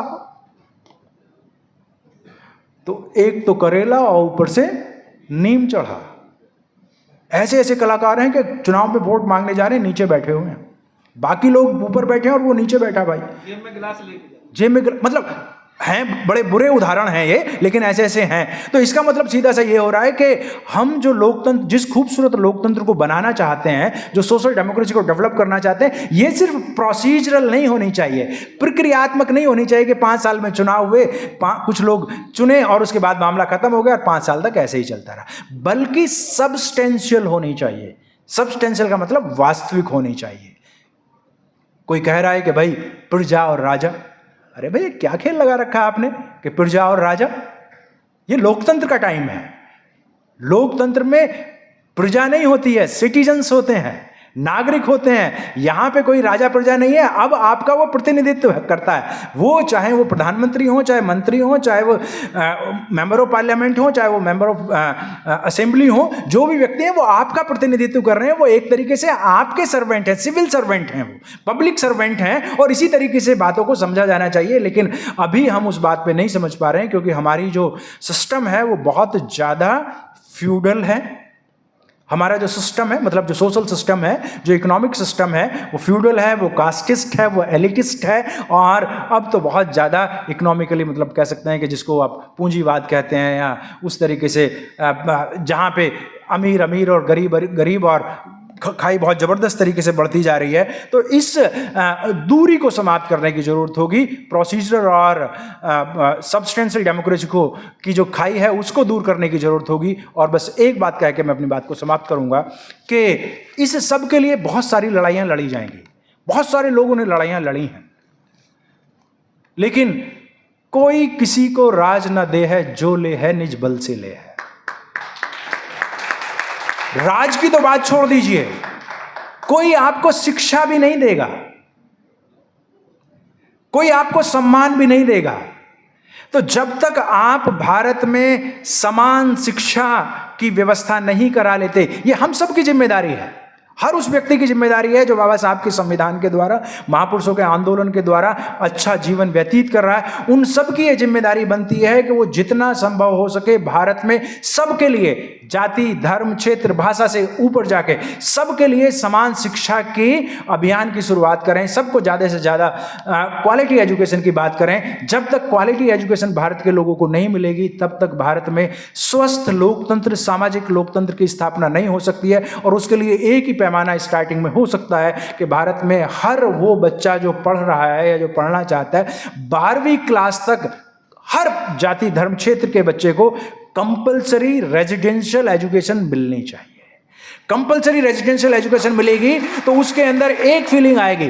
क्लास में अभी आप बच्चे को पढ़ा रहे हैं, क्लास में बच्चे को पढ़ा रहे हैं, थोड़ी देर बाद जो है अपने घर चला जा रहा है, घर में वही उनके वहाँ तो फ्रेंच केक खाने वाले हैं, तो उसका जब वो स्कूल में आता है तो वो उसी एटीट्यूड से आता है। दूसरा एक बच्चा वो है जिनकी माँ या पिता जो हैं बेचारे झाड़ू पोछा करके जो है किसी तरीके से बच्चे को स्कूल में भेज रहे हैं, तो फिर वो उसी माहौल में चला जाता है। 1 घंटा हम पढ़ाते जरूर हैं, बराबरी की बात उसको सिखाते जरूर हैं, लेकिन 23 घंटा तो वो उस तरह के गैर बराबरी की व्यवस्था में उससे कुछ खास बन नहीं पा रहा है। एक आध ही कोई बिरला होता है जो उस षड्यंत्र को तोड़ पाता है, उस चक्रव्यूह को तोड़ पाता है और आगे बढ़ पाता है। लेकिन अगर यही रेजिडेंशियल एजुकेशन हो जाए तो फिर चाहे अमीर हो या गरीब हो, सबको एक जैसे हॉस्टल में रहना पड़ेगा, एक जैसा खाना खाना पड़ेगा, हो सकता है एक जैसी ड्रेस पहननी पड़ेगी, एक तरह का माहौल हो जाएगा। तो ये जो अमीरी गरीबी का, ऊंच नीच का और दूसरे तरह की जो समस्याएं आ रही हैं, उसमें बहुत हद तक हमें उनको तोड़ने में सफलता मिल सकती है। और हो सकता है कि अभी जो हम कहीं जाति, धर्म, क्षेत्र के लंबरदार पैदा कर रहे हैं, हम अपनी क्लासों में भी ऐसे ही कर पा रहे हैं अभी, तो हो सकता है कि अगर समान शिक्षा मिल जाए, समान रेजिडेंशियल एजुकेशन उनको मिल जाए, तो हम भारतीय नागरिक पैदा करने लगें अपने क्लास के अंदर। और भारतीय नागरिक पैदा करने लगेंगे तो भारत में सच्चा लोकतंत्र स्थापित हो पाएगा, भारत में social and economic democracy establish हो पाएगी। और यही वास्तव में बाबा साहब का उद्देश्य था, भारत को महान देखने का, भारत को प्रबुद्ध देखने का। इन्हीं शब्दों के साथ मैं अपनी बात को समाप्त करता हूँ। धन्यवाद जी।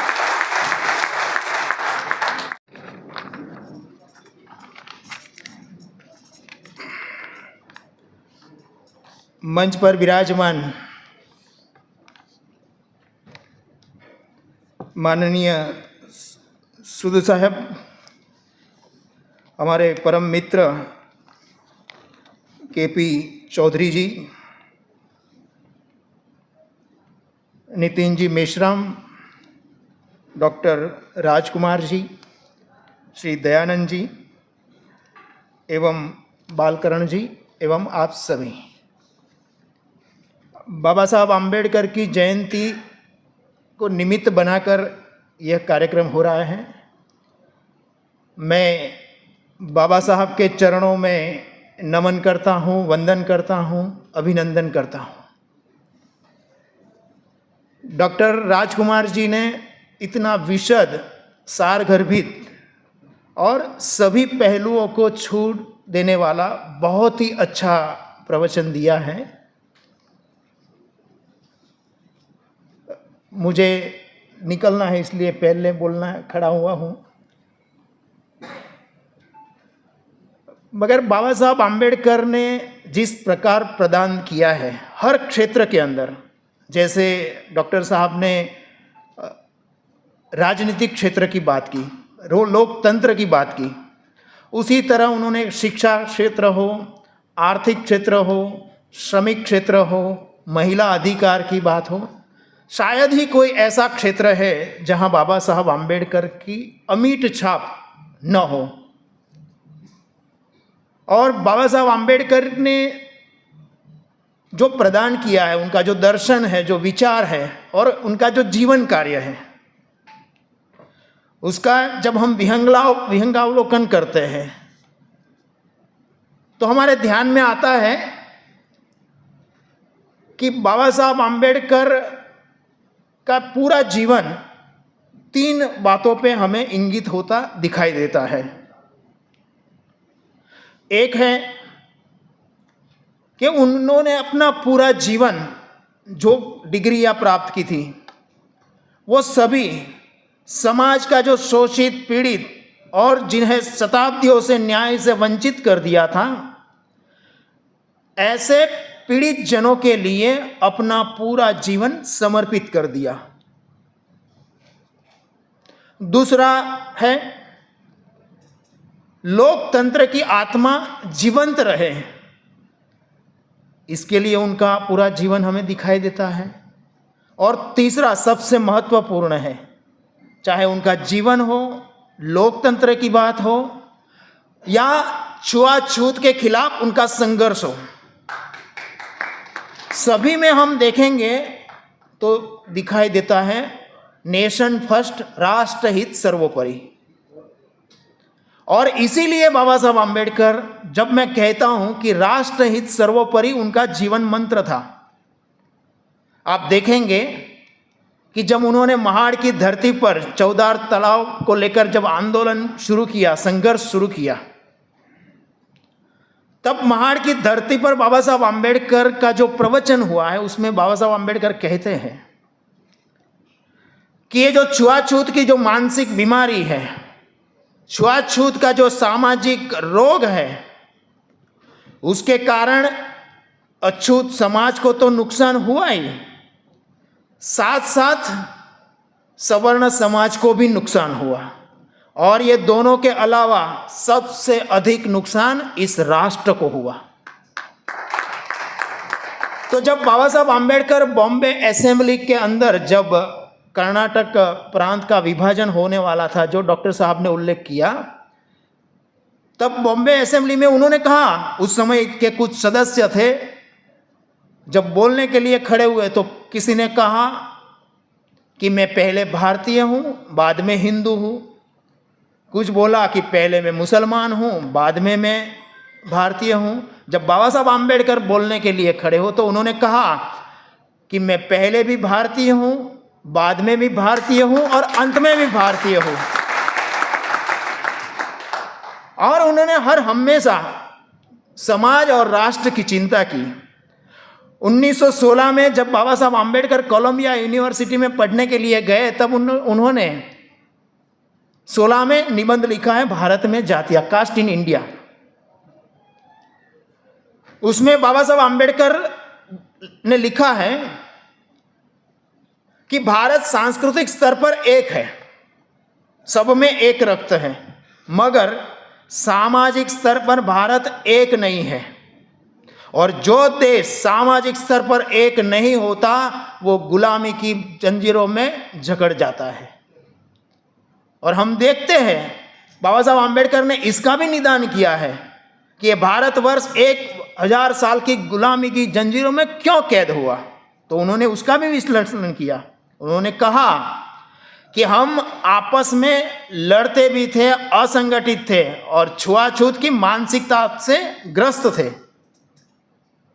और जब ये पढ़ाई करके बाबा साहब आम्बेडकर भारत लौटे, तब उन्होंने अपने जीवन की पहली वैचारिक जागरण के लिए सामयिक प्रारंभ किया, मूक नायक।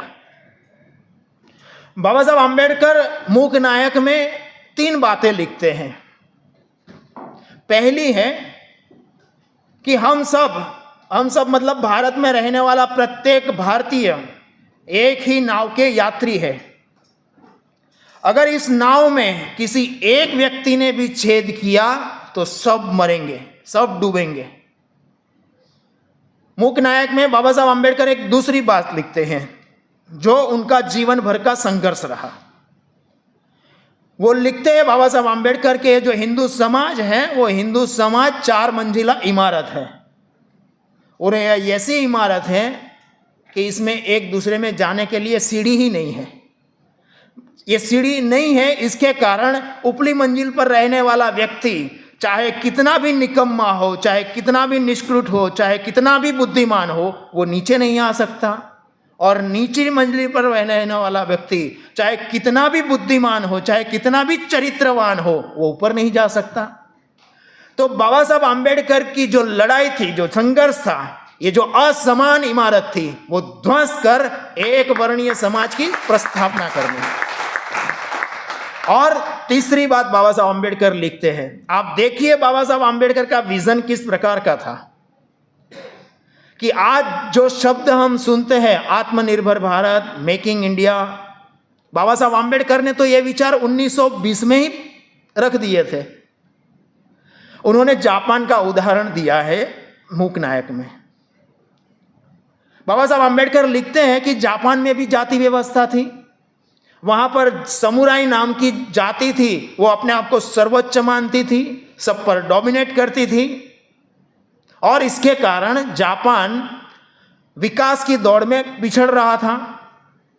जब जापान के लोगों को लगा, जापान की ये जो समुराई नाम की जाति थी उनको भी लगा कि हमारी इस मानसिकता के कारण जापान प्रगति की दौड़ में पिछड़ रहा है, और जापान ने, समुराई जाति ने अपनी जो जाति व्यवस्था थी उसका लोप कर दिया, उसे मिटा दी।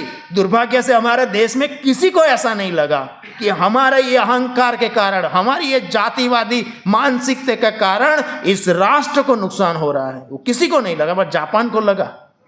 और उन्होंने जापान में रहने वाला प्रत्येक जापानी मेरा भाई है, ये भाव लेकर जापान निकला, और 1920 में जापान समग्र संसार में सर्वोच्च स्थान पर पहुंच गया।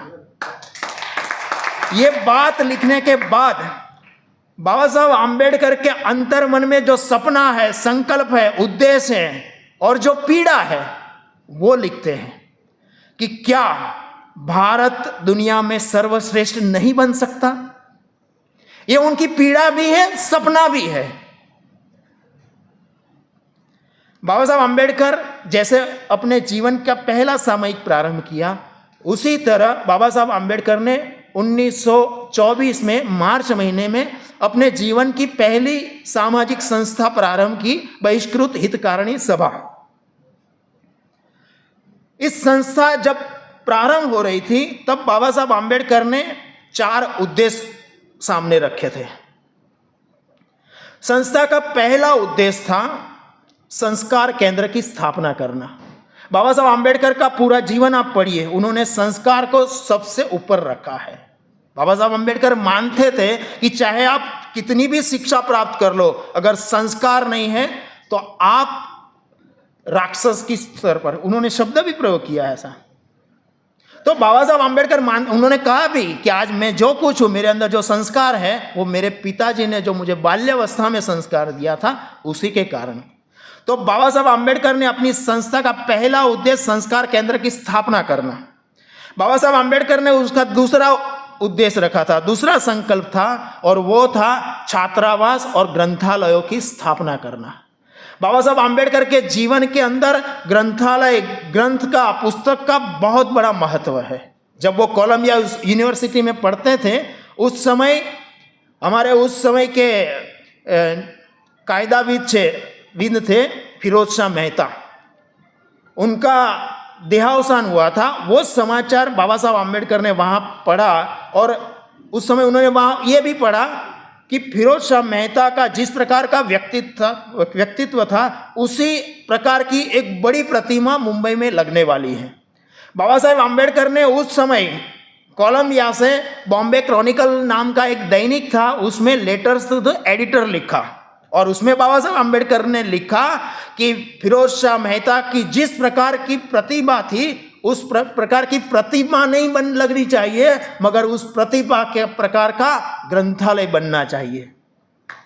तो बाबा साहब आम्बेडकर मानते थे कि प्रतिमा लगने से एक श्रद्धा व्यक्त होती है, मगर व्यक्तित्व का निर्माण करना है, भविष्य की पीढ़ी को तैयार करना है, तो उसके लिए ग्रंथालय बहुत महत्वपूर्ण है। और इसीलिए इस संस्था का दूसरा उद्देश्य ग्रंथालय की स्थापना करना। तीसरा उद्देश्य बहुत महत्वपूर्ण है। बाबा साहब आम्बेडकर उस समय भी मानते थे कि केवल सरकारी नौकरी से ही समाज का कल्याण नहीं होगा। अगर समाज के युवाओं को आगे ले जाना है तो उसे और क्षेत्र भी ढूंढने होंगे। तो उसका तीसरा उद्देश्य था जो युवा है, युवाओं को छोटा मोटा व्यवसाय कर सके, छोटा मोटा कारोबार कर सके, उसके लिए प्रशिक्षण देना। और चौथा उद्देश्य था किसी के पास छोटी मोटी अगर कृषि लायक जमीन है तो उस छोटी सी जमीन में भी ज़्यादा से ज़्यादा उत्पादन कृषि का कैसे ले सके, उसके लिए किसानों को प्रशिक्षित करना। ये चारों उद्देश्य आज भी रिलेवेंट हैं, आगे समय में भी इतने ही रिलेवेंट रहने वाले हैं। तो बाबा साहब आम्बेडकर का हर क्षेत्र के अंदर बहुत महत्वपूर्ण पहलू रहा है। दुर्भाग्य से दलित समाज ने ये दलितों के नेता इसी कैद कर दिया, बाकी जो समाज है उन्होंने भी ये दलित समाज के नेता। तो इसके कारण बाबा साहब आम्बेडकर का जिस प्रकार का एक विराट व्यक्तित्व था, एक तेजोमय व्यक्तित्व था, एक सूर्य समान व्यक्तित्व था, एक महासागर सा व्यक्तित्व था, वो एक संकुचित बन गया। तो बाबा साहब आम्बेडकर एक बात विशेष में उल्लेख करूंगा। हम सब यहाँ पढ़े लिखे लोग बैठे हैं। जो तीसरा उद्देश्य था बाबा साहब आम्बेडकर का, युवाओं को प्रशिक्षित करना, ये आज भी क्यों रिलेवेंट है? ये कमीशन का मैं चेयरमैन बना, उसके बाद हम बैंकों का रिव्यू कर रहे हैं। तो तब हमारे ध्यान में आया, जब हमने bank of Baroda, state bank का रिव्यू किया, तब हमारे सामने बात आई कि चार्टर्ड अकाउंट का जो पद होता है वो एससी के लिए रिजर्व है, मगर मिलते नहीं हैं। तो आप हम सब बैठे हैं, हमारा माइंडसेट हो गया है या तो शिक्षा जगत में जाना या सरकारी नौकरी लेना या इंजीनियर बनना या डॉक्टर बनना। ऐसे जो क्षेत्र है चार्टर्ड अकाउंट वगैरह क्षेत्र, हमारे युवा आज भी नहीं जाते। तो इस दिशा में हमें सोचना चाहिए। तभी मुझे लगता है कि बाबा साहब आम्बेडकर का जो सपना है वो पूरा हो सकेगा। कहने के लिए तो काफ़ी है, मगर एक अंत में दो बात कह के मैं मेरी बात पूरी करूँगा। बाबा साहब आम्बेडकर ने कहा था, उस समय उन्होंने कहा था कि सार्वजनिक क्षेत्र में आए हुए, राजनीतिक क्षेत्र में आए हुए 25 वर्ष पूर्ण हो गए हैं। और जब मैंने ये यात्रा प्रारंभ की थी तब मेरे 3 उद्देश्य थे। पहला उद्देश्य था कि ज्ञान की जो गंगा है वो अछूत के घर घर में पहुंचाऊं। ये जो मेरा पहला उद्देश्य था, महद अंश में सफल हुआ हूं, ये बाबा साहब आम्बेडकर ने कहा। मेरा दूसरा उद्देश्य था कि ज़्यादा से ज़्यादा अछूत बांधव सरकारी नौकरी करें। मैं दूसरे उद्देश्य में भी सफल हुआ हूं। बाबा साहब आम्बेडकर कहते हैं कि मेरा तीसरा जो उद्देश्य था, मेरा तीसरा जो संकल्प था, वो अधूरा है। उस समय उन्होंने शायद 52 या 53 में कहा था। उस समय बाबा साहब आम्बेडकर का जो तीसरा जो उद्देश्य था वो आज भी अधूरा है उनका। और उस समय में उन्होंने कहा कि मेरा तीसरा उद्देश्य अधूरा है। वो तीसरा उनका उद्देश्य था कि गांव के अंदर रहने वाले जो हमारे बांधव हैं वो सुरक्षित रहे, सलामत रहे, उन पर अत्याचार ना हो। उसमें मैं सफल नहीं हुआ, वो बाबा साहब आम्बेडकर ने कहा। उन्होंने साथ साथ ये भी कहा है कि गांव के अंदर रहने वाले जो हमारे अछूत बांधव हैं वो शहरों में आना चाहिए ताकि उनका उत्थान हो, वो सुरक्षित भी रहे। तो मुझे लगता है कि बाबा साहब आम्बेडकर का तीसरा उद्देश्य बहुत महत्वपूर्ण है। और अंत में,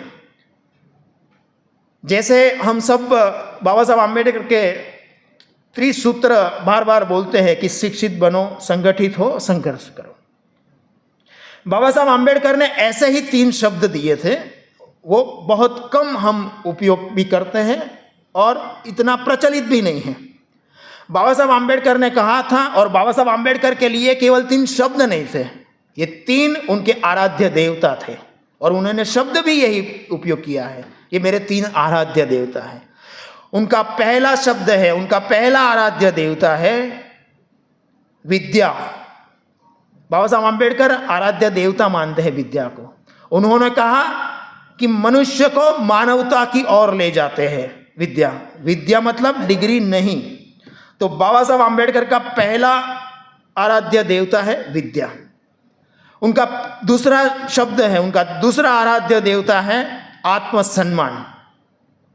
और बाबा साहब आम्बेडकर ने कहा इस शब्द, इस आराध्य देवता की बात करते हुए, कि आप बकरी के जैसे मत रहो, सिंह की जैसे रहो। अगर आपने सिंह की तरह रहे तो कोई आपका बलि नहीं लेगा, क्योंकि बलि तो बकरी की ली जाती है। और इसीलिए बाबा साहब आम्बेडकर ने कहा कि अपना आत्मसम्मान रखिए। उनका तीसरा आराध्य देवता था और वो है शील चरित्र, जो मैंने प्रारंभ में शब्द किया, संस्कार। शील चरित्र की बात करते हुए बाबा साहब आम्बेडकर ने कहा कि मैं कई वर्ष विदेश में रहा, मैंने कभी भी बीड़ी, सिगरेट, शराब को हाथ तक नहीं लगाया।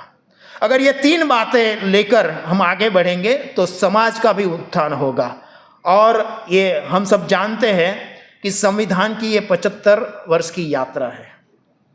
और बाबा साहब आम्बेडकर ने कहा है कि अगर लोकतंत्र, संविधान को सफल करना है तो 3 बातें महत्वपूर्ण हैं। पहली है कि सामाजिक और आर्थिक उत्थान के लिए हमें लोकतंत्र, संवैधानिक मार्ग अख्तियार करना पड़ेगा।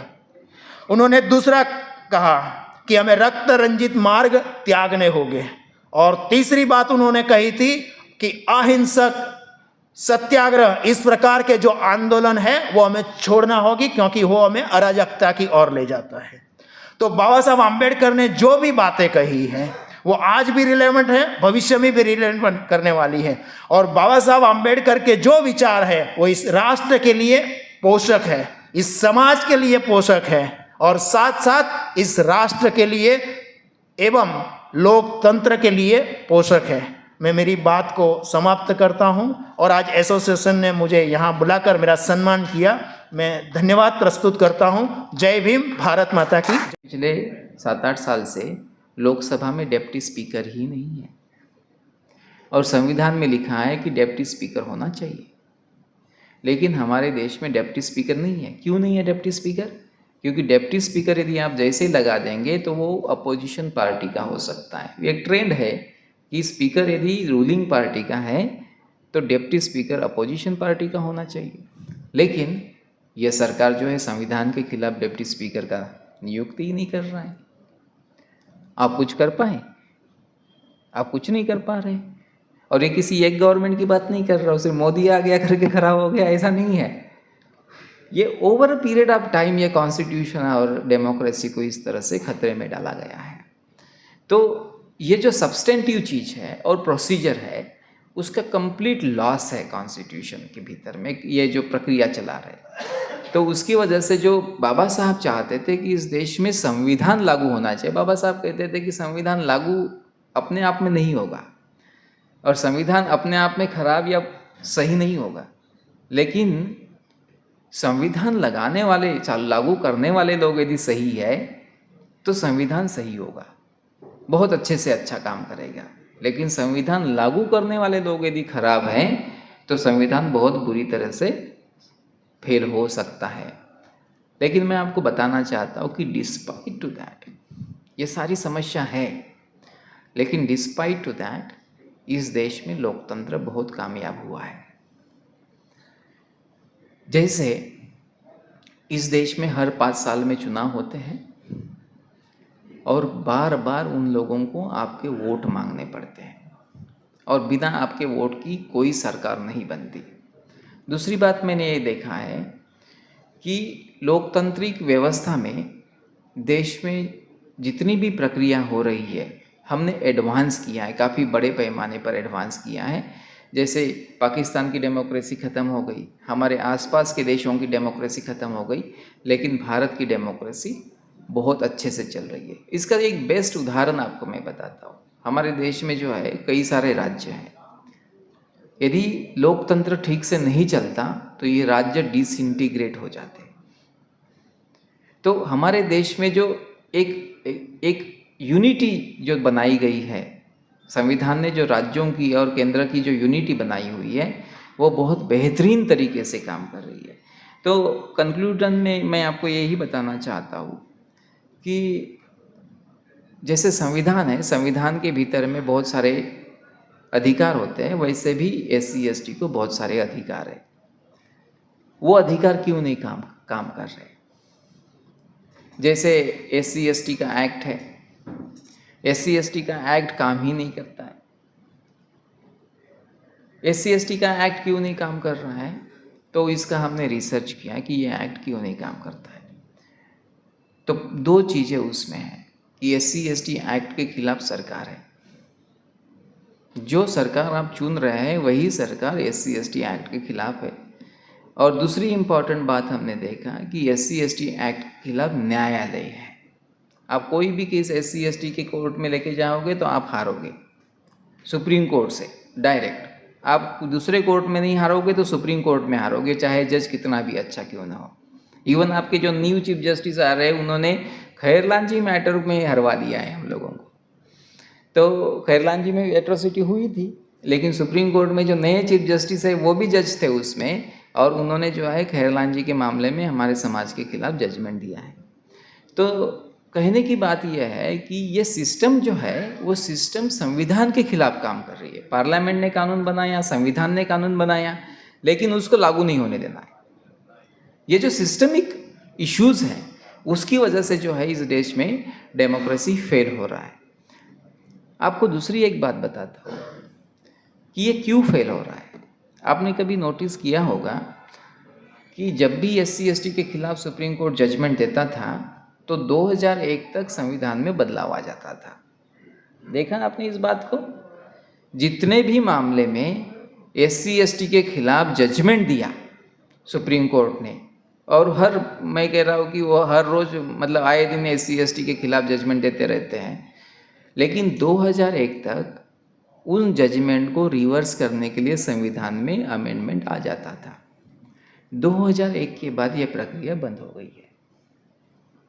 क्यों बंद हो गई है? तो इसका सबसे बड़ा कारण यह है कि 2001 के बाद हमारा पॉलिटिकल आंदोलन कमज़ोर हो गया है। मतलब कमज़ोर होते हुए आ रहा है, हम लोग उसमें स्ट्राइड नहीं कर पा रहे। तो दोस्तों, लोकतंत्र को लागू करने के लिए 3 इम्पॉर्टेंट चीज़ें हैं। पहली इम्पॉर्टेंट चीज़ यह है कि पॉलिटिकल विल रिफ्लेक्ट होना चाहिए। रिप्रेजेंटेटिव फॉर्म की गवर्नमेंट की जो डेमोक्रेसी है उसके तहत पॉलिटिकल विल रिफ्लेक्ट होना चाहिए, और आपके जो अपने रिप्रेजेंटेटिव है वो पॉलिटिकल पार्टी के लिए बांधिल नहीं होना चाहिए, बंधे नहीं होने चाहिए, वो जनता के प्रति अकाउंटेबल होना चाहिए, और सिस्टम उसकी प्रक्रिया के हिसाब से चलना चाहिए। तो थैंक यू सो मच, मुझे आपने सुना, और आगे भी मिलते रहेंगे।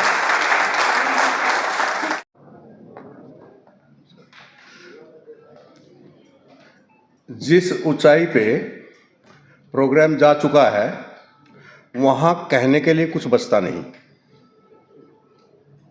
और जब ऐसे प्रोग्राम में आया जाए और कुछ कहा जाए तो उसकी तैयारी भी होती है।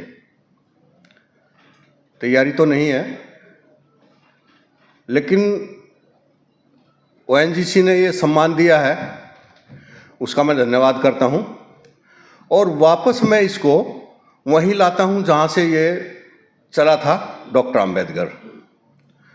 बड़ा आदमी जो निर्णय लेता है उन निर्णयों का आकलन जब हम करते हैं तो वो बहुत सटीक और बहुत महत्वपूर्ण होते हैं। बाबा साहब के जीवन को अगर हम एनालिसिस करें तो कभी ऐतिहासिक, कभी इकोनॉमिक, कभी धार्मिक और कभी सामाजिक, और ना मालूम जिस भी एस्पेक्ट पे वो गए हैं, जहाँ भी हम उनका आकलन करना चाहते हैं वो बहुत खरे उतरते हैं। बाबा साहब का शुरुआत का जीवन था पत्रकारिता का, मैं उस पर बात करूँगा। बाबा साहब ने एक अखबार चलाया, मूक नायक। जब शेड्यूल्ड कास्ट को बोलने का समझ नहीं है, अपनी बात कहने का भी सलीका नहीं है, तब उन्होंने उस अखबार का नाम रखा अपने का मूक नायक। और जब मूक नायक अपनी बात करने लगा तो सोसाइटी ने उसको किया बहिष्कृत, और बाबा साहब ने अपने अखबार का नाम रखा बहिष्कृत। बहिष्कृत भारत। और जब बहिष्कृत लोग अपनी बात कहते चले गए और एक बहुत बड़ी संख्या में हो गए, तो उन्होंने अगले अखबार का नाम रखा जनता। मूकनायक से बहिष्कृत भारत और बहिष्कृत भारत से फिर जनता। और जब जनता होशियार हो गई अपने अधिकारों के प्रति, तो बाबा साहब ने अपने अगले अखबार का नाम रखा प्रबुद्ध भारत। आज आकलन करके देखिए 4 स्टेज। बाबा साहब के जीवन को जो हम 2 मिनट और ले लूं, एनालिसिस करते हैं, तो पहला पक्ष उनका जाता है महाराष्ट्र के महारों पे। उनको लेके वो बहुत बड़ा संघर्ष करते हैं। महाड़ तालाब का बार बार जिक्र आता है, कलाराम मंदिर का जिक्र आता है। उसमें महारों को ले जाके उन्होंने संघर्ष किया और वो पहला आंदोलन था जो मानव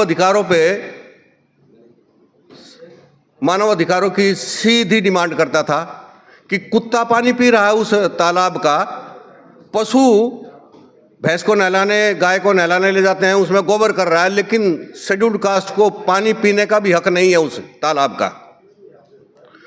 तो वो आंदोलन उन्होंने शुरू किया। हिंदू कह रहे हैं हमें, और उस मंदिर में, कालाराम मंदिर का एक इतिहास है। लोग कहते हैं कि समुद्र मंथन हुआ तो उसमें एक अमृत का घड़ा निकला और वो घड़ा लेके चल दिए तो उसकी 4 बूंद पड़ी, एक हरिद्वार में, एक इलाहाबाद में, एक नासिक में और एक उज्जैन में। ये 4 बूंद थी। बाकी घड़े का क्या हुआ पता नहीं है, बाकी कहाँ गिरा और क्या हुआ क्या नहीं। तो कलाराम मंदिर नासिक में है, वहाँ भी एक कुंभ होता है। तो उसमें भी एंट्री करने के लिए बाबा साहब ने कोशिश किया, लेकिन सफल नहीं हो पाए। तो ये कहने का मतलब यह है कि पहले महारों को लेकर आंदोलन किया और 1932 में शेड्यूल्ड कास्ट के लिए एक हो गया पूरे इंडिया के, जब वो पूना पैक्ट पे साइन होते हैं। उसके बाद वो और आगे चलता है उनका लाइफ। तो 2 किताब लिखते हैं वो, एक लिखते हैं शूद्रों पे और एक लिखते हैं अछूतों पे। तो शूद्रों के लिए भी काम हो गया जो आजकल ओबीसी है, और इससे आगे जाके संविधान लिखते हैं जो पूरे भारत के लोगों के लिए है।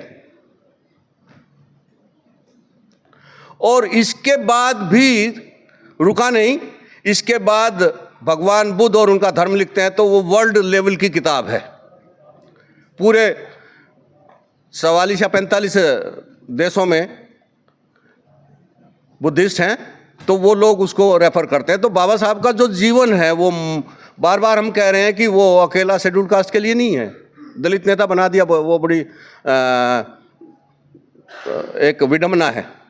तो उन्होंने अपना जीवन इस तरीके से, अखबार अच्छे एक मुझे लग रहा 30-35 साल चला है जनता अखबार, मेसराम जी बेहतर जानते होंगे।